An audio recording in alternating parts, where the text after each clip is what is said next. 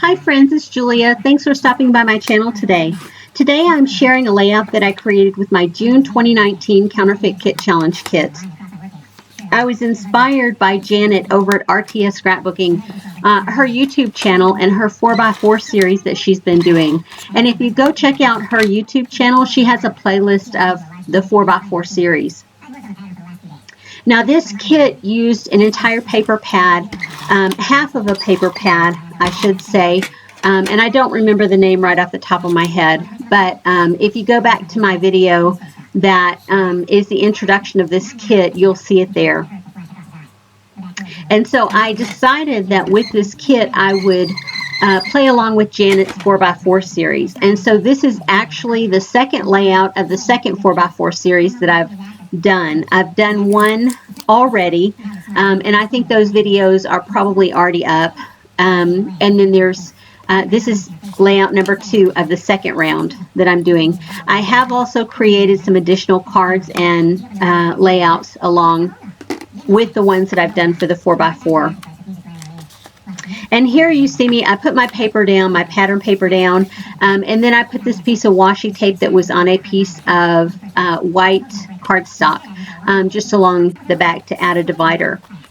And there I've got my photo, and it is a 5x7, and I know on the second layout for the 4x4 you do 2 photos on the layout, and I'm just doing one, or yeah, just doing one, but it's a larger photo this time. And I'm not sure when Janet did hers, as I was following along with her, I had the video playing. I don't remember what size photo or how many photos she used on hers. But I think you will recognize the pattern. I forget what she calls it when you have your papers like this. She has a specific name for it, but I forget. Anyway, that is really a good idea for inspiration. If you are lacking some inspiration and you need some, go over to her channel or someone else's channel who does series of videos that give you lots of inspiration. And it may not be her, it may be like Nicole Jones 911 or Sarah Swan or Tuesday Hubbard. You know, go to their videos and just start playing them. You know, go and just randomly play their videos and you will be inspired to create, and not always like them, but it feels like you have someone in the room scrapbooking with you when you do. Now you'll see here, I've talked about this before, I use the edge of my ruler to put my title on, and I've done that forever, and I move it around. You know, some people use wax paper. I tried to use wax paper, but it never worked out for me. I was never comfortable using it. Sometimes my stuff would stick, sometimes it wouldn't, and so I was never happy using it. So I've done this since I started scrapbooking, and so I continue to do it even to this day.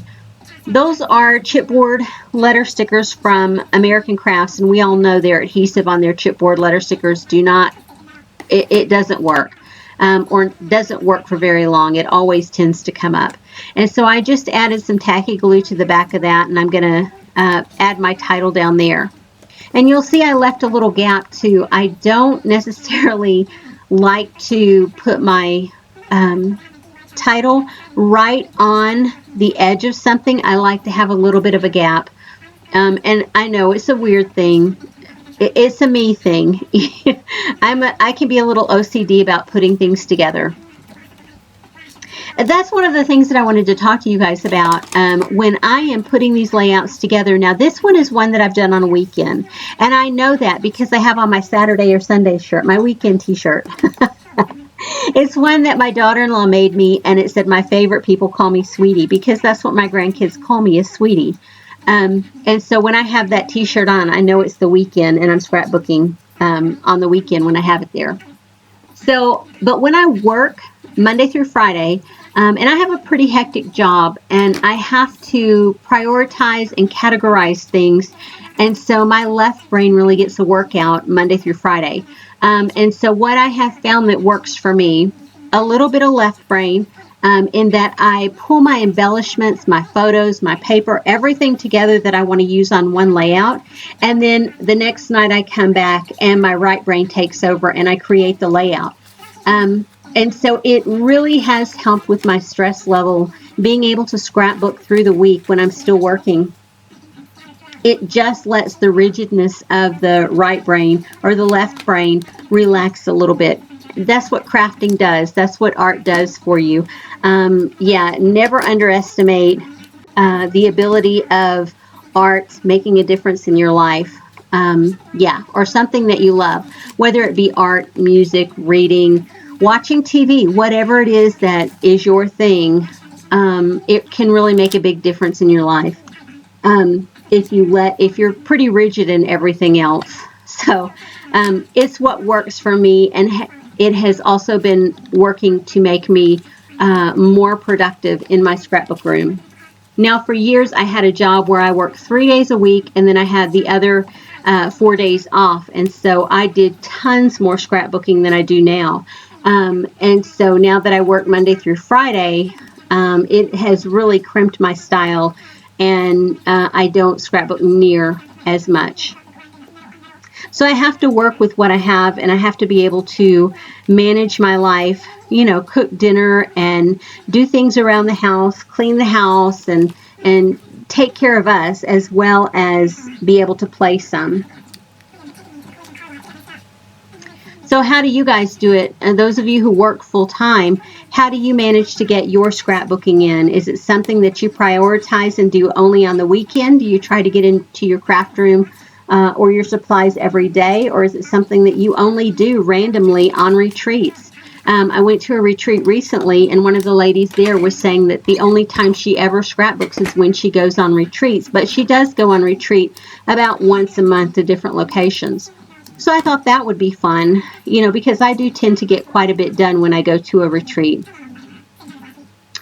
And, you know, here lately, guys, I have had an influx of new subscribers, and I so appreciate you guys. I would love to hear about how you found me. Did I just pop up on your feed as someone you might be interested in watching, or did you hear me mentioned on someone else's scrapbook channel? I would love to know, just out of curiosity. You know, I really appreciate you guys subscribing to my channel and sticking around and watching my videos. I really do this as an inspiration, not just for me, because it does, obviously, it keeps me active in my room, you know, with my supplies in order to produce these videos for you guys. But I want it to be an inspiration to you guys to get into your stash and use it. You know, I've seen a lot of noise, or heard a lot of noise out there about scrapbooking stores closing and how we should be supporting the scrapbook industry by buying things. Well, I have. I've supported it a ton, and I've bought a ton, and I have a room full of stuff. But, you know, here's the thing. You have to be able to use it. So you have to support your hobby in the fact of using what you have. And so that's what I'm all about. And I have a big collection of supplies. And in that collection, I have stuff that is 20 years old. And I'm okay with it. You know, I have learned that if I bring something into my room, it's because I love it. It's not necessarily because I just bought it on sale. You know, as you're starting out, you might just buy things on sale. But as you find your style and as you find your way over the course of time, you really learn how to buy things and bring into your stash, bring into your space that you love. And I think that's what I've done over the course of years. I've kind of narrowed and refined my ability to find the things that I love. And, you know, once they're in my stash, they stay there until I get them used up.